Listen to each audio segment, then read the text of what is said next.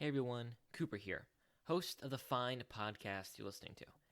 I just want to let you know that the episode you clicked on has a format that is very heavily inspired by a podcast called The Bookening.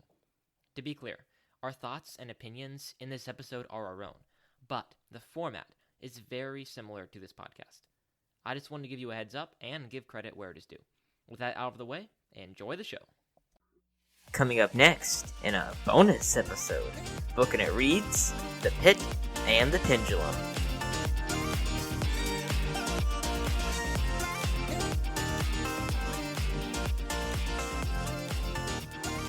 Hey everybody, and welcome back to Booking It. I am your humble and eloquent host, Cooper Cobbs, and I'm joined today by my friend Matthew Gunsworth. How are you doing, Matthew? Howdy. I'm doing good. Oh yeah. Well, do you feel depressed after reading this story? Kind of. No, not really. Just kind of weirded out with this guy. Like I told you earlier, out of all the topics and all the subjects in the world, you could write a short story or book of. Why would you choose a guy getting tortured in a iron room? It doesn't make any sense. Edgar Allan Poe was not the most sanest of men. Yeah, not the most stable guy. Not the most stable guy, yes. I remember we read The Telltale Heart last year for short stories, and I was just, like, weirded out by that. So the guy in the story, he was like, I'm not mad. Let me tell you why I'm not mad. And then he proceeds to tell us why he's mad. Yeah. And I'm like, maybe the author is mad, if you know what I mean. I was just like, gosh, this is kind of, yeah. And I was like, why can't you write about something more happy? There's this famous critic who said that Edgar Allan Poe should only be read when he's been translated into French and then translated back into English. And I was like, well, I can see why. Wait, so what does he have to do with French? No, it's just like, apparently he translates well into French or whatever, and then French it's like such like a happy language, I guess. I don't know. And then translate it back into English again based on. Like, I just the happy wondered language if he was like from France or knew someone really well from France or something, because he also has like the French general guy in his book. Yeah, no, I don't think this story. Like no, it was the critic who said that. Yeah. Yeah. Oh, I should probably tell people, hey, what you're about to hear is a unedited episode. Now, you're not going to hear Matthew's siblings screaming in the background, but what you are going to hear is all the content. Sometimes we'll cut out something that was not good or long pauses or something like that, but you're about to hear all the content, so special episode, right, Matthew? Oh, yeah. But, well, it's also special because Isaiah and Tanner aren't here. So yeah, that's true. It so special. Not really. Yeah. We wish they were here. We do. I mean, we were like, hey, it's going to be kind of weird, without them on this episode. They're like, well, it would have been weird either way. So, yeah, it's a weird short story. It's a weird short story. But we're here, and we're ready to talk about it. I have one more question, unrelated, before we get started. So me and Cooper both have these books called The Gold Bug and Other Tales, which is a bunch of short stories by Edgar Allan Poe. How many of the other ones in this have you read? One. I read The Mask of Red Death, and then I skimmed The Telltale Heart again. Okay. What about you? None. Okay. Yeah. The Bookening did an episode on The Mask of Red Death, so I read that one. By the way, Bookening, great podcast. Go listen to it.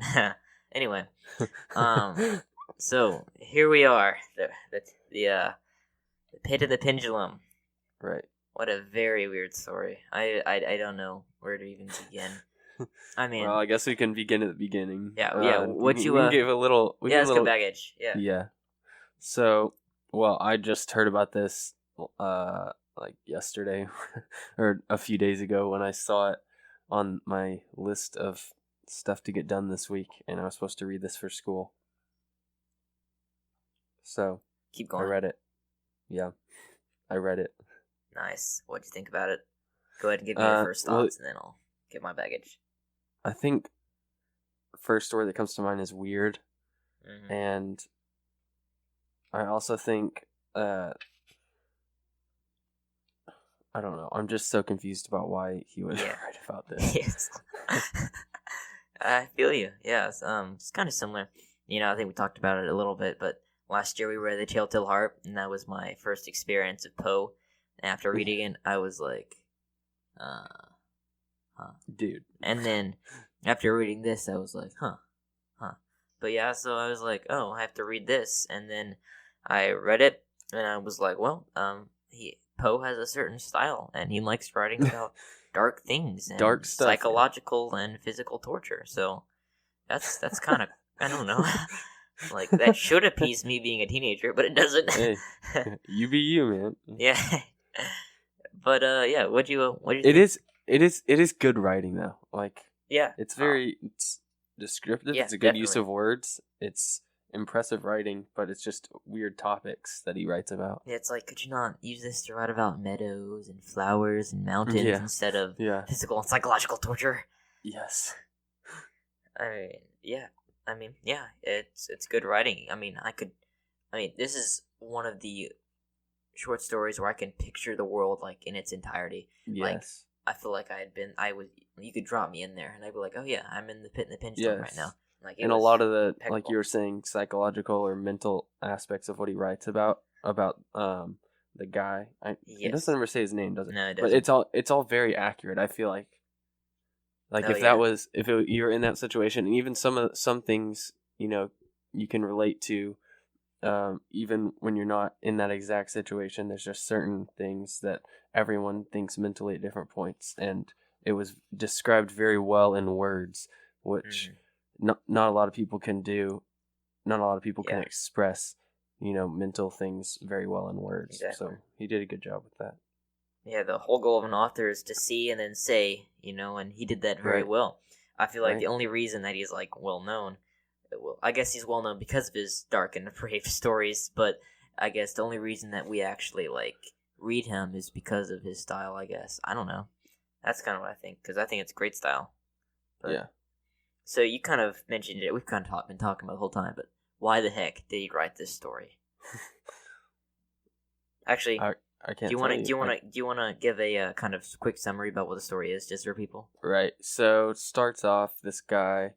We don't know his name because it's written in first person.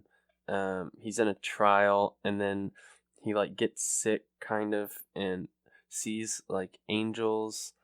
But then he realizes they're not gonna save him. They're evil angels, and then basically he just falls asleep and wakes up, and he's in this he's in complete darkness. He has no idea where he is. All he can feel.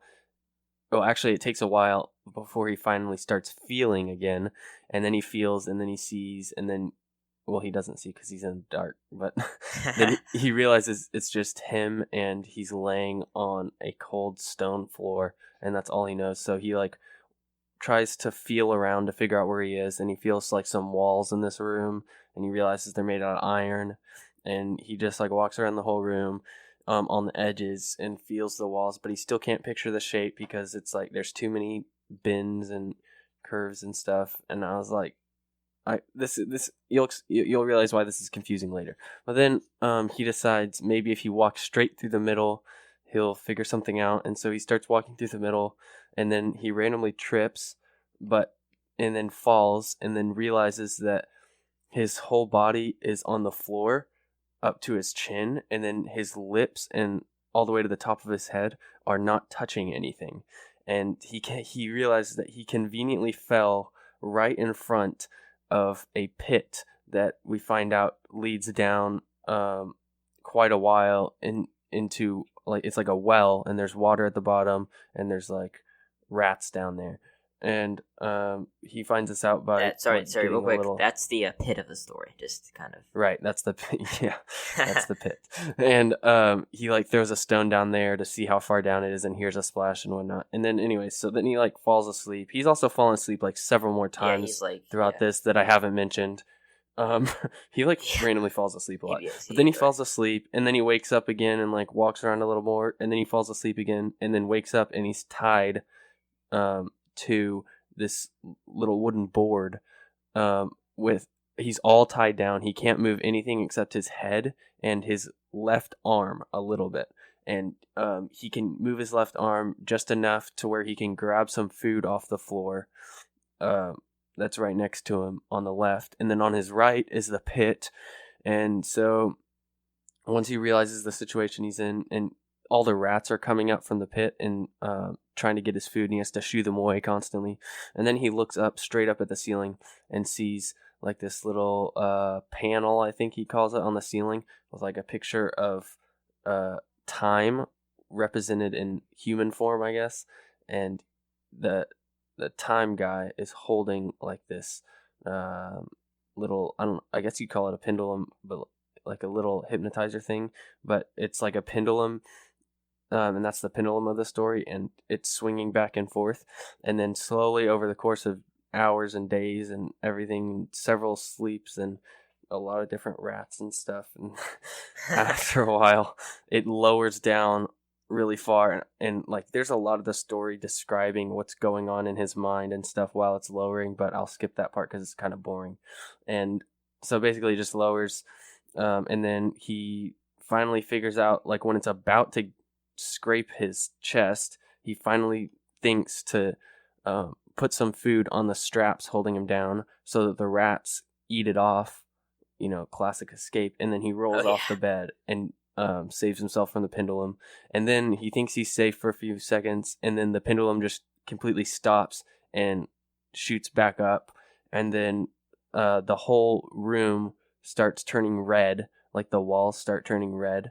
And he realizes that they're just getting hot. The iron is just getting heated up, like really hot. And then the walls start closing in on him and forcing him towards the pit until he finally jumps. But at that second, the walls open and this French commander guy comes in. I forgot his name. French commander guy comes in and grabs his arm and saves his life, and that's the end. I will say, Pendulum does not have happy endings. This is a happy ending, I guess you could say. Yeah. It's kind of weird. Also, I should give some more baggage. So, we were talking about this off mic. I read this story 3 times. The first time I read it, I didn't get anything, but I think I skipped 2 pages accidentally because I missed the part where he was talking about the pendulum and it coming down. And then I was at the part where he let the rats eat the bandage off. And then I'm like, I gotta read that again. And I read it again. And I was like, yeah, I missed 2 pages. And then You didn't miss much, though. Those were the worst 2 pages. Yeah, but it didn't make sense to the story. So I was like, what is this? Anyway, so I go back and I read it again. And I made sense. I got the story. And then I was finished school and we were waiting to record. So I just read it again. And I got even more stuff than I did. Well, you read it twice today? No. I read it twice today in the beginning. I read it once today. Yeah. I just read it once today. Oh, okay. Yeah. Well, back to the question. Why the heck did he write this? I can't tell you that. Like, whether... Because he just enjoys torture, I guess. What themes, I guess, I don't know. Like, what themes are in this? What's the word? Let's see. Not analogy. Sickness, pain, torture, death, darkness. Like, what are some like comparisons like he made? Like, oh my goodness, the word is like evading me. Oh my goodness, I think it starts with a P. See, normally we would cut this part out, but you guys are hearing all of this. Parallels? No, not parallels. Allegory? What's the allegory? Yeah. What are some like allegories in this?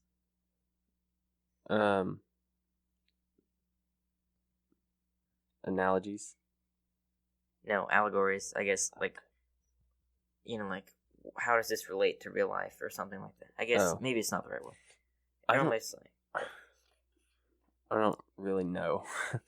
I don't know how this relates to real life. It's Where is it anyways? Like, is it in France? So it's kind of weird. Apparently, he cut together 2 timelines. So the Spanish Inquisition was in 1490, but then again, the Napoleonic Wars were in the late 1700s. So it's kind of weird. He like spliced together 2 timelines. Huh. Yeah. Really weird. But I guess I could say one thing. I was thinking about it, and I think he was talking about, like, even in, like, when a man is faced with like mortal danger, like he's about to die, like something takes over and he starts doing whatever it takes to escape, I guess. I don't know. He also quickly decided once, like, there was always at some point 2 ways for him to die in that room. Yeah. Like, it started off, it was either starvation or sickness, and then it was starvation or the pit, and then it was the pit or the pendulum, and then it was the pit or the heated walls, and he always decided which. I know, and then he always decided which one he would rather die from, and would get as far away from the other one. And he's like, anything but the pit. He's like, well, actually, I'm gonna fall in the pit now. Yeah, and then he was like, anything but the pit. And then once the walls got close enough, he's like, all right, fine, pit. Yeah. I guess it's fair to say that was the pits. Haha. Good joke, right? Okay, that's not a good joke. Okay, that's okay. You know, if we were allowed to edit this one, I'd put in some cricket chirps. Good one. Good one. I don't know. What else is there to say about this short story? Would you recommend that people go read this story? I mean, if you're really confused about what we're talking about, you might want to read it. No, you're still going to be confused. You're still going to be confused. Yeah. I don't know. Yeah. It's funny. It's funny to talk about after, too. Yeah. Good style. I mean, so confusing. Yeah. Dark and confusing, and I don't know. Poe's weird. But anyway, are we doing our shout-outs in this bonus episode?